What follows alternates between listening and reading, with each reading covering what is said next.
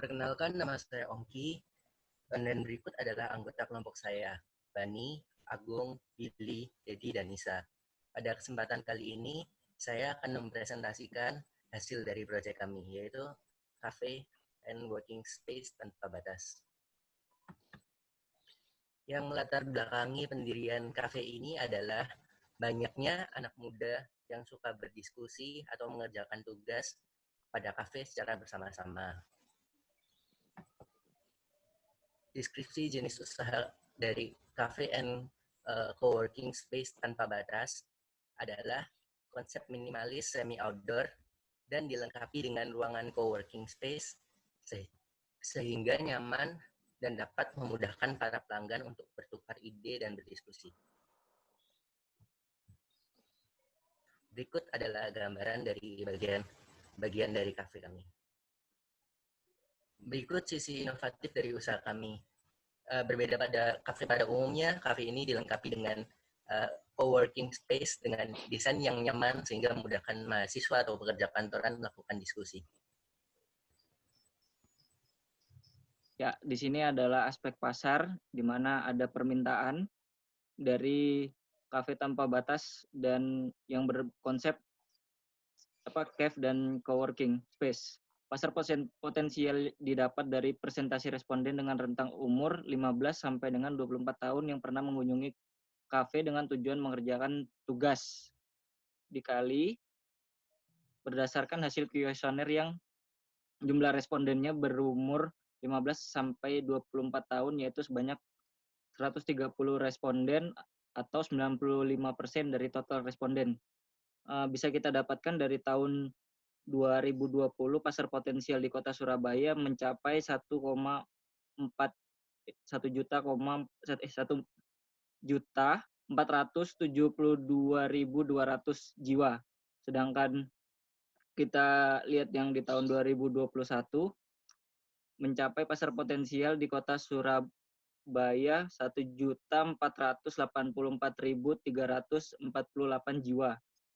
Sedangkan yang di 2022 mencapai 1.491.347 jiwa. Ya, begitu selanjutnya di tahun 2023, 2024, dan 2025 bisa kita lihat di dalam tabel. Ya, dari aspek pasar kita mendapatkan juga struktur industri. Kafe ini termasuk dalam lingkup Red Ocean karena bisnis kami merupakan jenis usaha baru di lingkup industrinya, yaitu dengan mengusung konsep kafe minimalis yang tenang dan dengan fasilitas working space, suasana yang berbeda dari cafe biasanya yang biasanya memiliki konsep yang baru di mata konsumen. Dan bargain power of supplier dari usaha cafe hanya menggunakan bahan makanan dan minuman sebagai bahan dasarnya. Bahan makanan dan minuman untuk cafe sangat mudah untuk dicari di mana-mana. Hal tersebut membuat cafe ini memiliki daya tawar dan kuat kepada supplier.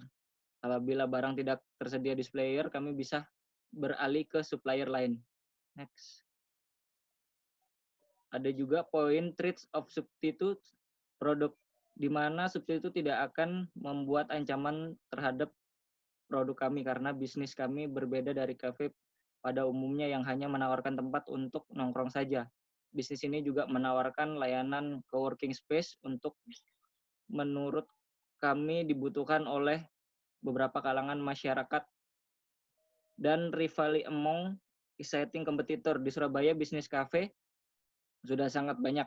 Kafe dapat dengan mudah dijumpai di sepanjang jalan, sehingga dapat disimpulkan bahwa tingkat persaingan dari kafe tanpa batas sangatlah cukup tinggi. Next. Ya, dari poin aspek pasar kita dapat menganalisis SWOT, di mana strength, konsep minimalis yang sesuai dengan tren sekarang, dan terdapat working space yang dapat disewa oleh customer. Weakness-nya, makanan dan minuman yang dijual tidak jauh berbeda dari kafe-kafe pada umumnya. Memiliki ruangan working space yang terbatas, harus booking terlebih dahulu. Sedangkan opportunity, Kafe dengan working space belum ada terdapat di Indonesia. Banyaknya pengunjung kafe ingin tempat yang tenang untuk berdiskusi atau mengerjakan tugas mereka. Street yang kita gunakan memiliki banyak pesaing. Konsep kafe ini mudah untuk ditiru oleh pesaing lainnya. Next.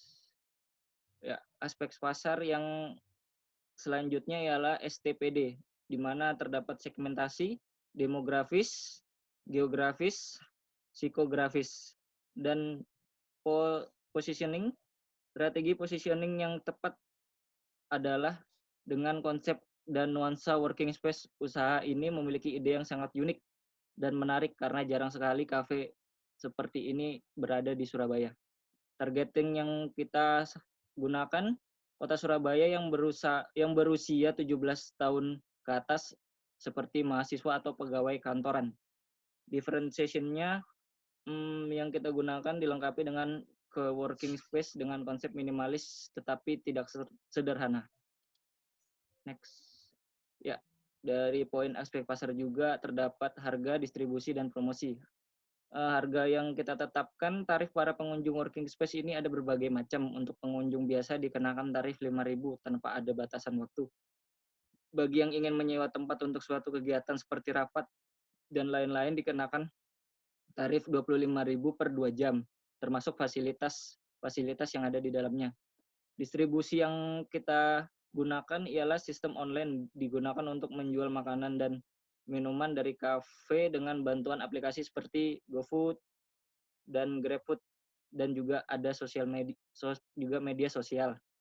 Promosi yang kita gunakan media sosial seperti Facebook, Twitter, atau Instagram, atau membuat suatu website dan juga promo-promo dan diskon yang kita tawarkan. Next. Lalu setelahnya adalah aspek teknis. Pada aspek teknis ada penentuan kapasitas usaha. Dari perhitungan permintaan efektif didapat bahwa permintaan efektif pada tahun 2020 ialah sekitar 290.023 jiwa. Lalu karena kota Surabaya masih belum banyak memiliki konsep kafe yang dilengkapi dengan co-working space, dengan begitu kita hanya mengambil sebanyak 20% dari data permintaan efektif pada tahun 2020. Kapasitas yang kami tentukan merupakan kapasitas jangka panjang. Lalu setelahnya,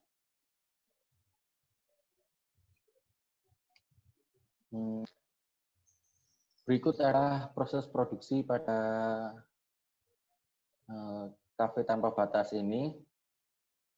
Di sini menunjukkan pada lingkaran menjelaskan proses operasi pelayanan dari kami, yaitu dimulai dari pelanggan memasuki kafe, lalu pekerja menanyakan kepada pelanggan apa yang dapat dibantu, lalu memberikan rekomendasi menu, terus memberikan pesanan, hingga memberi tagihan pada pelanggan yang memesan tadi.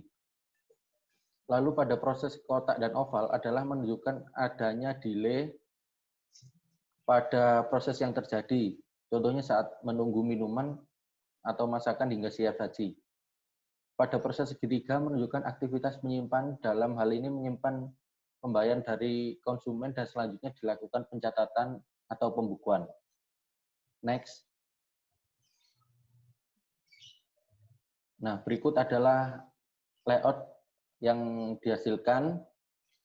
Terdapat beberapa bagian, yaitu luas bangunan seluruhnya, lalu area parkir sendiri, area lorong, area kafe, area working space, area outdoor, toilet, taman, gudang, dan musola.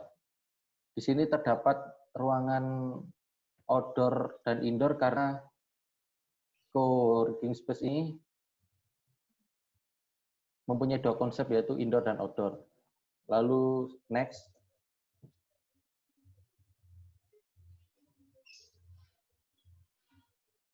Berikut adalah aspek lokasi usaha yang ditentukan dari beberapa faktor, yaitu faktor lokasi dekat dengan perguruan tinggi, lalu harga tanah murah, aliran listrik dan air lancar, tidak rawan banjir, daya saingnya rendah, popularitas daerah tinggi, dekat dengan sumber bahan baku dan peralatan.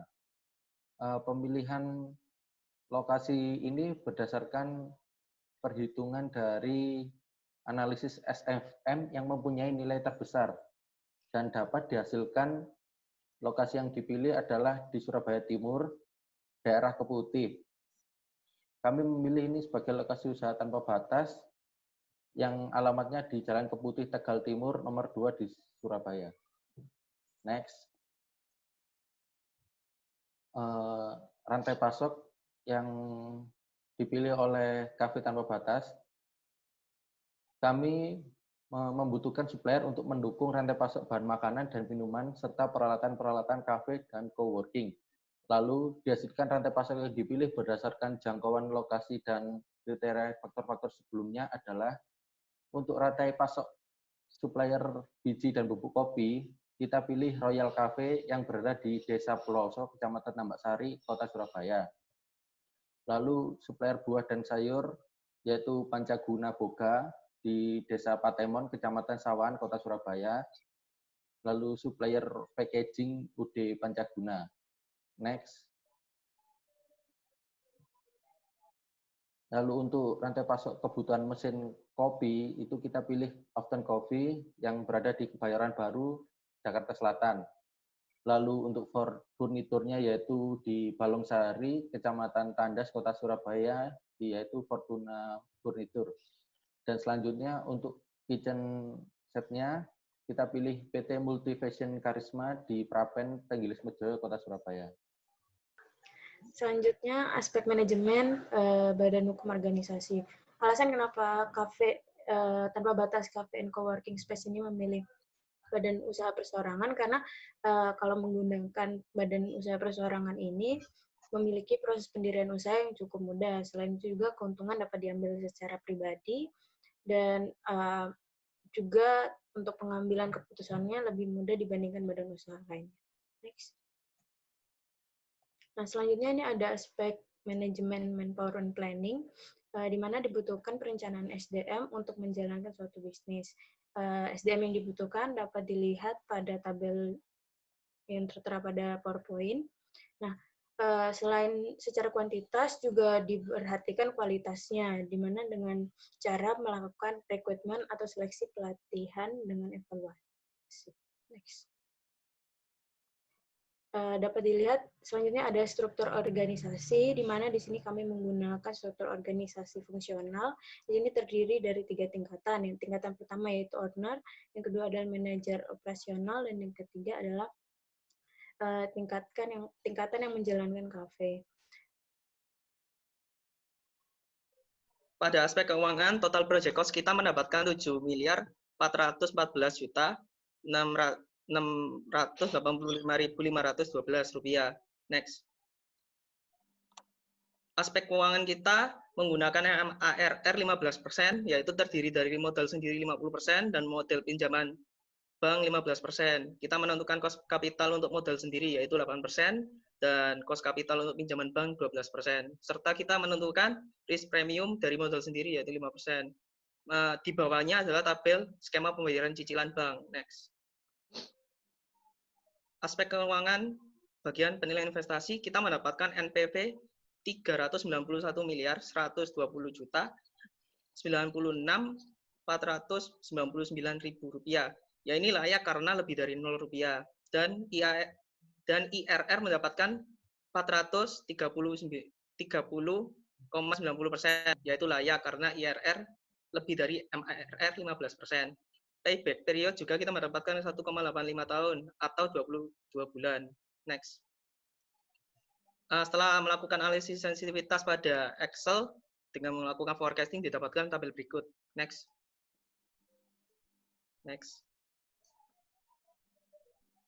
Lalu bagian analisis rasio kita mendapatkan kesimpulan bahwa selama 5 tahun ke depan dilihat dari aspek profitabilitas di bagian return on asset tidak menentu atau fluktuatif. Pada return on equity mendapatkan penurunan dari tahun ke tahun. Pada gross profit margin atau GPM dan operating margin OPM dari tahun pertama hingga tahun kelima mengalami peningkatan hingga debt ratio mengalami naik turun tingkat persentase. Untuk rekomendasi dari bisnis tanpa batas ini, kami lebih condong ke co-working space-nya. Yang pertama adanya fasilitas bisa apa saja center. Apakah itu bisa apa saja center? Itu fasilitas yang diberikan ke co-working space meliputi kayak seperti fotokopi atau print dan bisa scan juga untuk di co-working space itu. Yang kedua diberikan tema co-working space tiap minggunya. Nah, tiap minggunya juga berganti temanya, seperti contoh tema seperti millennials, seperti klasik atau dan sebagainya.